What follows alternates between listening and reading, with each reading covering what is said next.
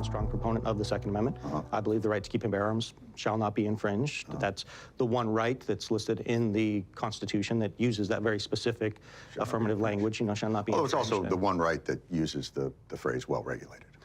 Correct, when it's talking about the militia and the state. By the way, just for clarity's sake, I'm not against the Second Amendment. I don't want to ban guns. But you're saying more guns makes us more safe. Yes. So when we got 400 million guns in the country, we had an increase and gun deaths went up. So when exactly does this curve hit that takes it down? Would 1 billion guns do it? Let's just run those numbers, 400 million, 50,000. You're talking about less than a fraction of not even 1%, of 1/100%. But it goes up, not down. One of the issues, a contributing factor, again, I believe it's the individual that is the problem. So your solution to that is give them more guns. So I'm saying that because people are the problem, we need to look at the problems that those people are facing and how do we address it. But you've removed the ability for the state to do that. No, because you're... If you don't have background checks and you don't have registration and permitting, how do you know who has a problem in terms of the people who you're giving a gun to? Do you want to talk about the background checks first, or do you want to talk about solutions first? I want to talk about what you're doing is you're bringing chaos to order. That's your subjective opinion, that it's bringing chaos to order. It's not my subjective opinion. We have 50,000 gun-related deaths. That's not a subjective opinion. Okay, so... That's dead people. Here's what I'm saying. You want to say I'm a Second Amendment purist and I'm making it safer. You're not. You're making it more chaotic. And that's not a matter of opinion. That's the truth. That is a matter of opinion, John. But why take away their tools? Because certain of their tools that they're using would be infringements upon the people's right to keep and bear arms, upon their constitutional rights, upon due process, upon other things. That registering is an infringement? Yes. Okay. Is voting a right? It's a right for citizens, yes. Do you have to do anything to do it?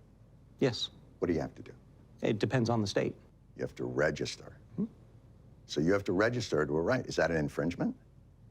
Does the right to voting say shall not be infringed? Oh, so this is just a semantic argument now. No, it's not. You believe voting rights can be infringed because it doesn't say specifically shall not be infringed. I'll go you one further. You want to ban drag show readings to children. To minors, yes. Why?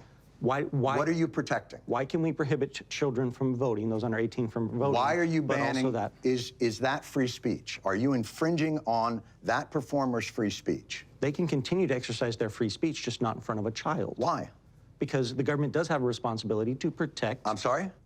The government does have a responsibility in certain instances to protect children. What's the leading cause of death amongst children in this country? And I'm going to give you a hint.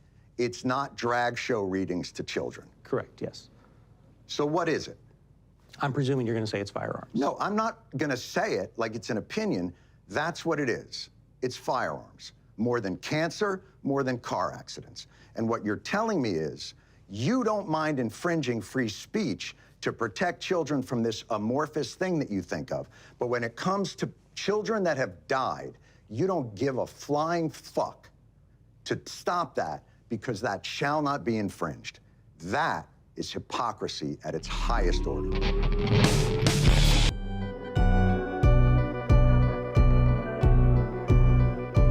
What is the latest on your father's condition? He is, I imagine Russian prisons are not that great.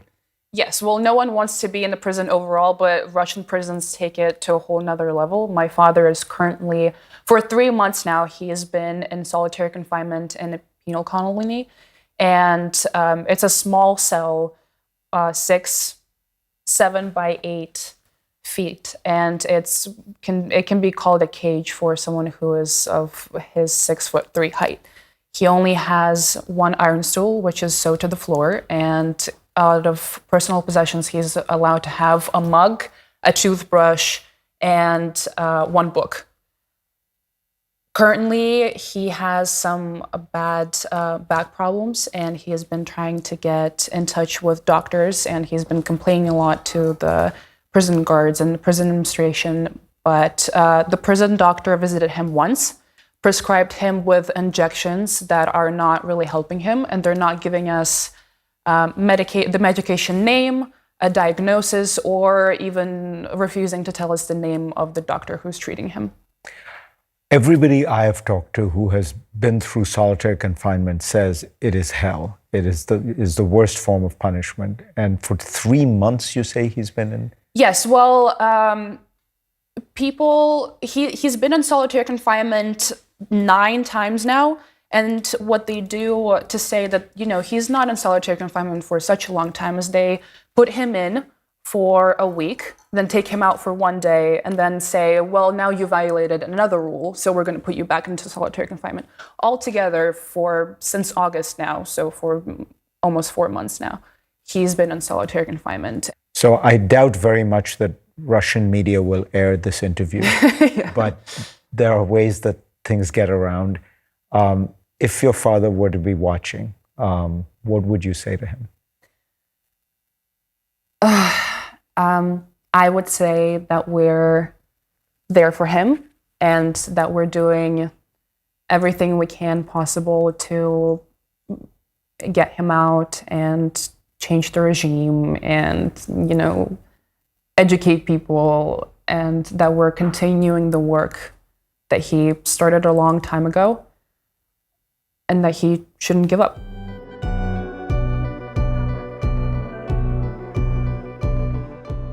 And finally, in the annals of unlikely friendships between humans and animals, this one is certainly up there with the best. A crane, nature's tallest flying bird, has become a social media star for refusing to leave the side of a man in India who healed its broken leg. Sejal Carrier has the story.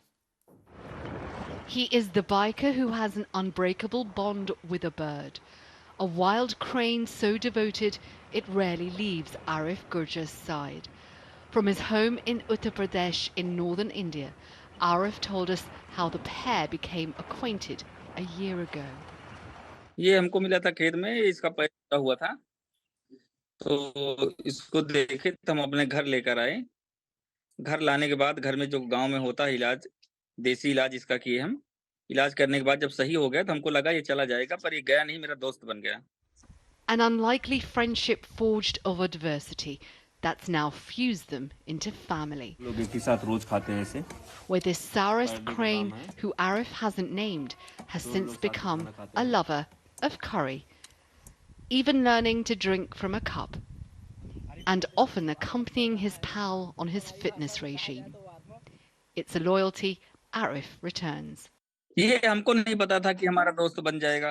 हम तो लाए थे सिर्फ इलाज करने के लिए। इलाज होने के बाद हम सोचे थे अपने परिवार में चला जाएगा। वो मेरे परिवार के एक सदस्य जैसा हो गया है। जैसे फैमिली और मेंबर हैं वैसे वो भी है।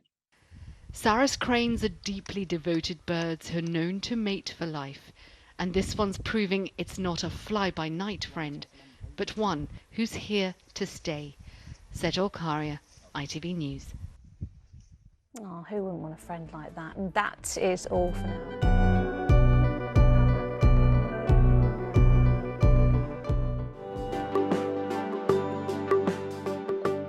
What I love about building with these blocks is it's like Lego for adults. That's what everybody can relate to.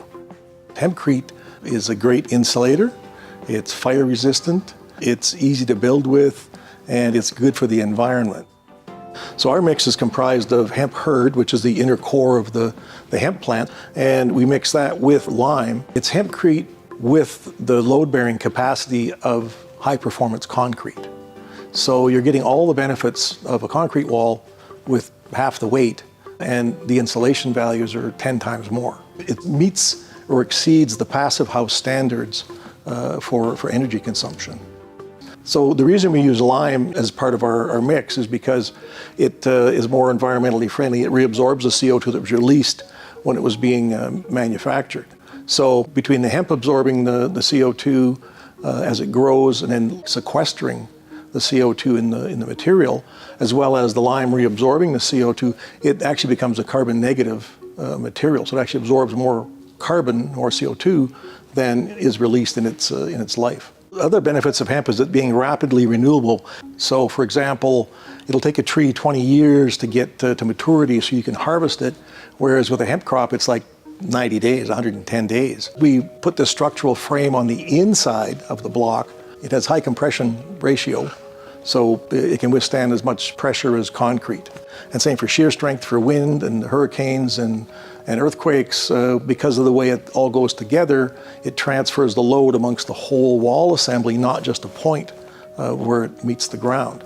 So there's a whole bunch of benefits that we've designed into the block to make it stronger and a better way to build. So it looks pretty simple, just like Lego, but really there's a whole lot more going on in the material choices and in the way it's built that makes it a really, really excellent building material for not just for residential, but for commercial buildings as well, and institutional. The reason we use hemp is because it's a great, great material. It's got a bunch of benefits. It's an insulator, and it also has thermal capacity to regulate the temperature. It's fire resistant. We've tested ours to over 2 hours fire rating with 100% structural integrity. And the other thing is it regulates the interior humidity, so it gives you a very comfortable environment, reduces the amount of noise transmission between the wall and the inside and outside. And also the beauty about hemp is it sequesters like 1.6 times its weight in CO2 while the plant's been growing. So it's a great carbon sink, sequestering about 10 tons of carbon for every house. That's a big deal.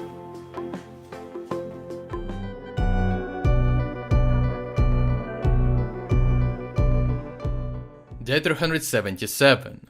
While everyone is focused on Bakhmut, many missed how Ukrainians just won the biggest tank battle in this war. After the fights around Vuhledar once again became positional, Ukrainian commanders could finally review the results of the 3-week-long battle and shared in an exclusive interview what strategies and tactics they used to stop more than 200 Russian tanks and armored vehicles. The largest assault on Vuhledar throughout the war began on the night of the 24th January. Russians concentrated their artillery fire on key Ukrainian strong points, opened several axes of advance, and successfully pushed the Ukrainians from the hamlets around the town. The first days were the hardest for Ukrainians because it took around 2 days to relocate enough reserves. But once the reserves arrived, Russians started losing ground. Unable to accept the loss, Russian commanders decided to raise the stakes. 4 weeks ago, they opened more lines of attack, engaged main battle tanks, and started using the most valuable military assets, such as thermobaric artillery systems. This is where it became impossible for Ukrainians to hold defense by just using brute force, and they had to become more creative. The first thing Ukrainians did was to increase air reconnaissance in the region. The intense use of drones continuously gave a lot of insights into where Russians accumulate their forces and deploy reconnaissance groups. Ukrainians did not assume that Russians would use the same roads all the time, and analyzed which areas Russian reconnaissance groups were exploring and in proximity to which roads Russians were deploying their armor. After that, they could predict with a high degree of accuracy the place of the next attack. The best way to deflect a heavy attack is to prepare ambushes, so the next thing Ukrainians did was to send a team of miners to mine the area. But interestingly, they did not mine the roads, they only mined the fields. This way Russians had to use columns, and they were effectively funneled into the prepared kill zone. Once the setting was ready, Ukrainians assumed their positions and waited for the attack, which did not take long to happen. A Ukrainian commander Bayrak recalled that the first Russian column that got ambushed consisted of about 15 tanks and armored vehicles. He said that everyone was just quietly waiting until the column reached a predetermined checkpoint, and once the mark was crossed, they received the order to battle. The first thing that usually happens is a small Ukrainian infantry unit, equipped with anti-tank missiles, take out vehicles in front and the rear of the column. This unit is usually located the closest to the ambush, somewhere in the tree belts. After the first vehicles are destroyed or damaged, the column becomes essentially blocked. Some people start panicking and try to get around them through the field, exactly where Ukrainians laid their mines. At that point, Ukrainian artillery opens fire at the predetermined coordinates, blowing up more armor and killing soldiers who clamber out of disabled machines. During some fights, Russians managed to get very close to the coal mines. Here, Ukrainians had to resort to even tougher measures and ambushed Russian tanks with their own tanks. They hid in the tree lines in multiple places around the kill zone and just fired at them from around a 30-kilometer distance. Sometimes they even used HIMARS or M777 howitzers to make sure that Russian tanks were hit and disabled immediately. A Ukrainian commander of a tank unit, Hrabanok, said that during the culmination of the Battle of Vuhledar, he was doing up to 4 such missions per day on his T-62. He said that in the last major engagement, he received an order right before the dawn to prepare an ambush for a column of 16 Russian tanks and armored vehicles. This time they did something different. He said that they assumed positions around 5 kilometers away from the kill zone to be out of range of return fire and shot in coordination with a drone pilot who called in coordinates on a radio for targets they could not see directly. As a result, by the end of this tank battle, the Ukrainian military announced that almost the entire Russian 155th Naval Infantry Brigade was destroyed, and Russia had lost 130 units of equipment, including 36 tanks. The freshest reports tell that Russians lost so much armor during these assaults that they were forced to change their tactic recently, and right now they're only capable of attacking with infantry.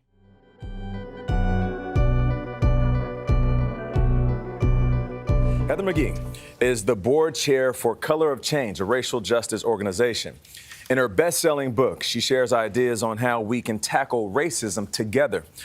The Sum of Us, which looks at how racism affects all Americans, has been adapted for younger readers. Heather, how are you doing this morning? I'm so great. Thanks for having me. So why did you want to adapt this book for younger readers? You know, today's middle and high school students are already part of the America that's becoming, right? Where there's no dominant racial majority. They're the most diverse generation in American history. And yet the debate they hear about race and racism from adults and politicians is so often us versus them. And the Sum of Us has a message that says, you know what? We can all prosper together. Racism hurts everyone, and we all have a stake in defeating it in our time. You said it's a better world when we all prosper together, and there are so many myths and so many stereotypes that people really don't understand. I like what you said, that when you think about segregation, you said whites are more segregated than blacks. When you think about diversity in schools, it's actually better when you are being educated in a diverse school. Could you give some examples of that? That's right.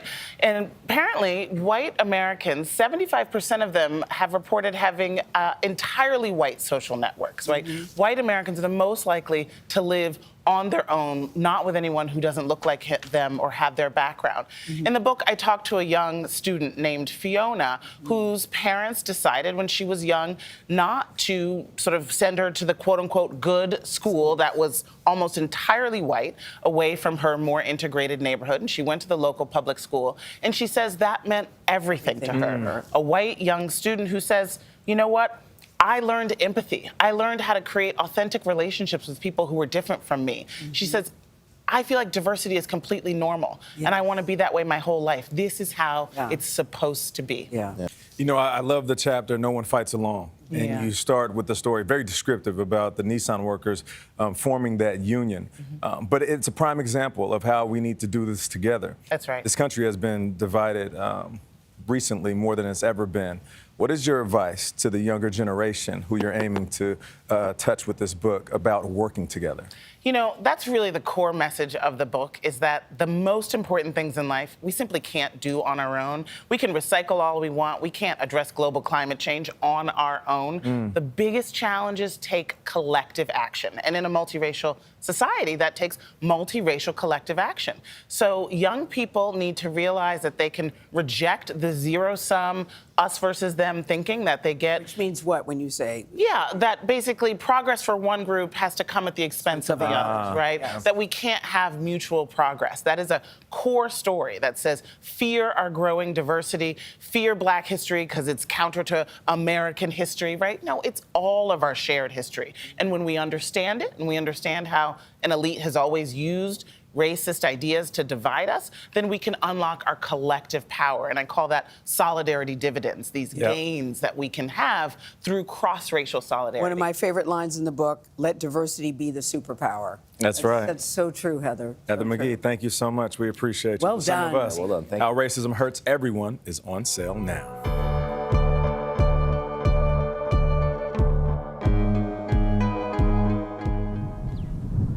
In the high desert of northern New Mexico, if you listen carefully, you just might hear something more than the wind. It's the underground sound of a man obsessed. His name is Rob Paulette, who for the past 25 years, with only his dog for company, has been scraping and shaping New Mexico's sandstone into man-made caves of art. Do you think you're obsessed with cave digging? Would you call a child being obsessed with play? You wouldn't use that word obsessed. You know, when you're doing something you love and are drawn to it, you want to do it all the time. So this is sort of the cave staircase, huh? Yeah. He calls them his wilderness shrines, massive in scale, poetic in their design. If his work takes your breath away, well, that's just what he hoped it would do. I see this as an environmental project. I'm trying to open up people's feelings. So you call this one what? I call this the tree of human kindness. This small opening pales in comparison to the cavern he's dug inside. How long did this take? Close to 900 hours. 900 hours? Yeah. You wanted, though, the sense of sort of being enveloped by a tree. Yes.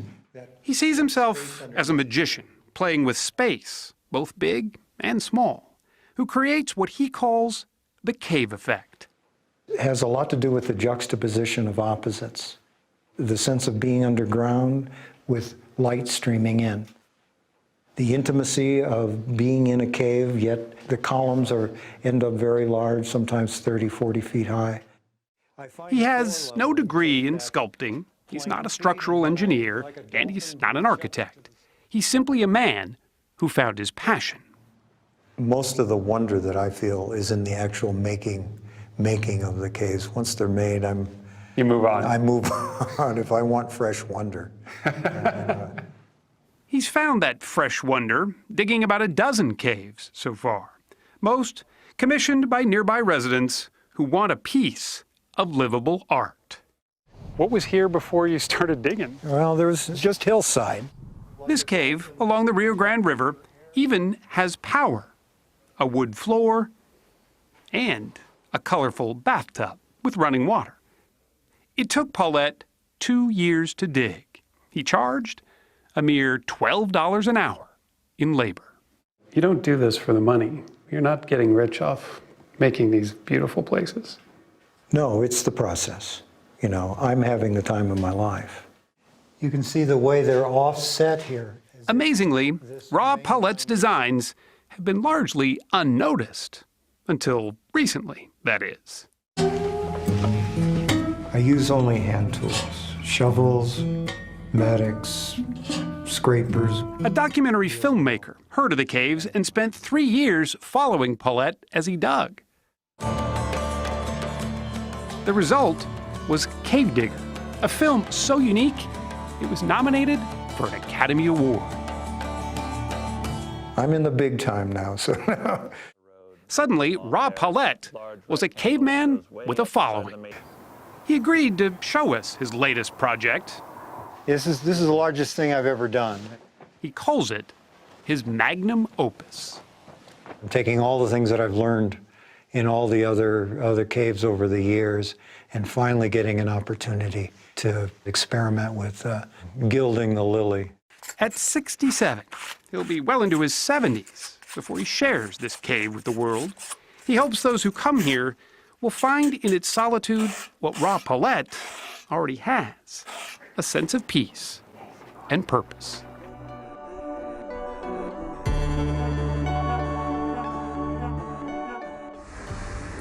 Lions rescued from the war in Ukraine are now calling southern Colorado home. The Wild Animal Sanctuary played a major role in bringing 11 lions to safety. KRDO News Channel 13's Jessica Grunling will explain their miraculous journey.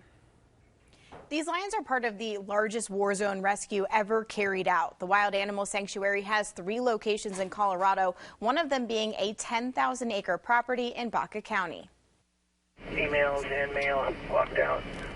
After a long journey from the war zone in Ukraine, these 7 lions are adapting to life in Springfield, Colorado. When it got to the point where Odessa was getting bombed, then the zoo was like, okay, at this point, we just want to get the animals to a safe place and they could just be there forever. And so at that point, it was something that we could definitely help with. Pat Craig and his staff at Wild Animal Sanctuary stepped in back in May.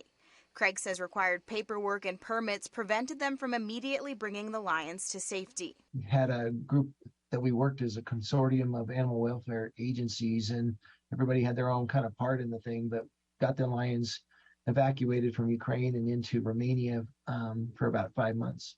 In September, the lions arrived in the United States, and 7 of them headed to Springfield. And they're in a big 80-acre habitat and eat, upwards of probably 200 to 300 pounds of meat a day. The other 2 are just a year old. They now live at the Keensburg facility just northeast of Denver. Even though they're not nursing, they still need a mom and somebody to take care of them. And so we just introduced them yesterday to a female lion that is now going to be their surrogate mother. It went really well. They're very happy. And happy that these animals weren't left behind. The animals kind of get the short end of the stick, and obviously, especially in something like this where human lives were at risk and everybody was in danger. And so, a lot of people had to pack up and leave their pets behind. And the sanctuary in Springfield is closed to the public, but you can see the lions at the Keensburg location. The other 2 lions from the pack are now living in South Africa. Reporting in the studio, Jessica Grunling, KRDO News Channel 13.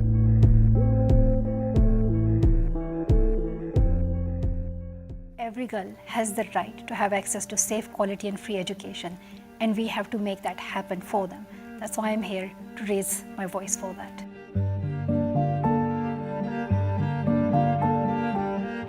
As the UN Messenger of Peace, I have taken this pledge that I will advocate for the quality, safe and free education of all children, especially girls around the world. And for that, I am advocating, I'm pushing leaders. Most of you know what exactly needs to be done. We are facing an education emergency. 130 million girls do not have access to schools. This is a loss, not just to those girls, but to their communities and to our world economy. And I hope that leaders take education seriously. If they want to have a safe and sustainable future for the children, then they have to be serious about their commitments for education. They cannot just make these small pledges and these stingy pledges for education. They need to be bold in their actions, and they need to take pragmatic decisions, especially for the high-income countries. They need to be canceling debts, they need to be reducing the burden on the developing countries, they need to be focusing on improving the quality of education and the content of education, and they know what needs to be done. I don't need to tell them, and it's not just willpower, but they need to show their economic and political power as well and come forward and make that change happen for us. There should be no compromise in this. They need to come together and take action to ensure that all children have access to education, and that they make this happen by 2030, which is their promise. They made that promise back in 2015, and we're halfway through it. Now they need to show us that it will become a reality by the end of 2030. How long do girls have to wait to see the promises that these leaders have made being fulfilled? It's the wait that really frustrates me. It is so important for me to be here at the Transforming Education Summit because I stand up for girls' education. And I keep on coming back to the United Nations, and I also travel around the world to bring attention to the issues that girls are facing, from what's happening in Pakistan due to the floods that have washed away tens and thousands of schools, to what's happening in Afghanistan where the Taliban have banned girls' secondary education, to then what's happening due to the Syrian conflict, how children are becoming refugees and they're losing their education. As long as that last girl is out of school, I will keep on fighting for her right to education.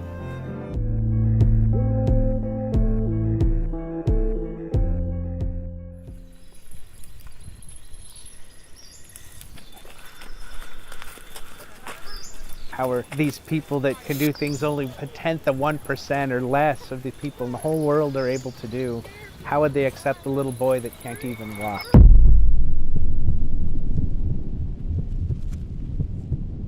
The day after our 10th wedding anniversary, we found out we were pregnant. And then I got really sick, and I had something called Haemophilus influenza. And then my water broke almost 2 months early. Frank was the first one to go into the NICU with Sean. And before I had even had the opportunity to really see him, you know, the doctors had come in to tell us that he also tested positive for Haemophilus influenza and that he'd also had a brain hemorrhage. Sean was in the NICU for about 7 weeks. When we first brought Sean home, things were fairly normal. 5 months and I think we were already behind. We really hadn't hit some of those kind of key milestones that would have been expected. When we hit 1 and we weren't walking, we weren't really rolling over at that point either. And that's kind of when we heard about Napa Center. I called down there and was able to get him scheduled into an intensive, which is a 3-week therapy program where the kids go as little as 1 hour a day up to like 6 hours a day. And so for Sean, being his first time down there, I think he was about 18 months old by the time we finally got down there. And you've completed since then, I think it's like 12 intensives. And you're gonna go back and do your 13th this summer.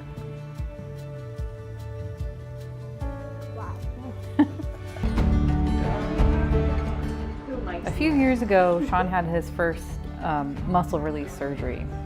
And so we met Lee and we had a session with her to see how it would go.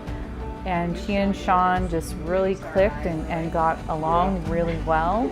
And so she's been working with him for about 4 years now. Sean dreams of being in the mountains and he loves talking shop about getting out on the trails. But until recently, he was unable to access the trails. Sean's dad, who is an engineer and avid backpacker, changed everything when he developed the trail wheelchair rig for him. Where have we taken your hiking chair? Gordo, Sespe, Lone Pine. Just after Frank had made the hiking wheelchair, and we'd of course been telling Lee about it, she said, "Oh, you know, I've heard about this new event called Born to Adapt. I think you guys should consider coming and signing up for it." And we said, "Yeah, you know, I think we'd like to do that." Sean is one of the most inspiring kids I've ever met, and we wanted to sponsor his first race entry at the inaugural Born to Adapt race.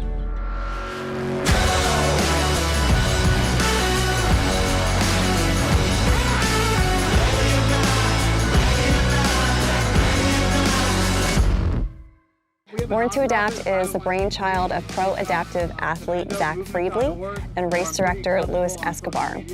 Born to Adapt was held for the first time as part of the larger event, Born to Run, in Los Olivos, California in April 2022. Zach and Luis intentionally created a space where adaptive athletes were not only welcome, but this event was specifically curated by an adaptive athlete for adaptive athletes and individuals with disabilities to come together as a community, celebrate and run with a true sense of belonging.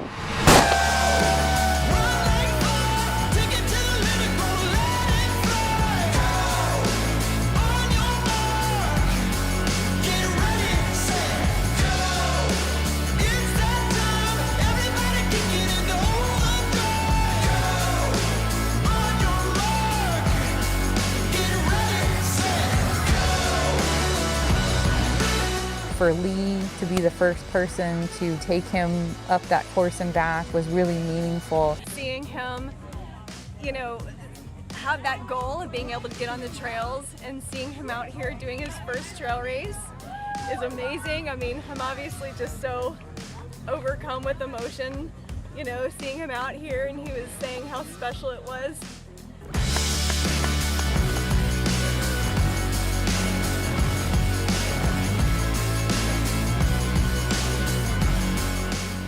Seeing Sean at Born to Adapt is something I will never forget, and I don't think any of the people that were there will forget it either. Sean has been dreaming about his first trail race for a long time, and seeing the community rally around him to help him realize his dream raised the vibration of the whole place. He is so special, and with every fist pump and every declaration of which mile he was on, it became even more clear why it is so important for events to be inclusive of all athletes, regardless of physical ability, race, ethnicity, or socioeconomic status. Because Sean's parents created the necessary adaptive equipment and Zach and Lewis created this event, not only did his dreams come true, but they truly started a movement. And because they shifted the paradigm, we can only rise from here. 10 miles, right?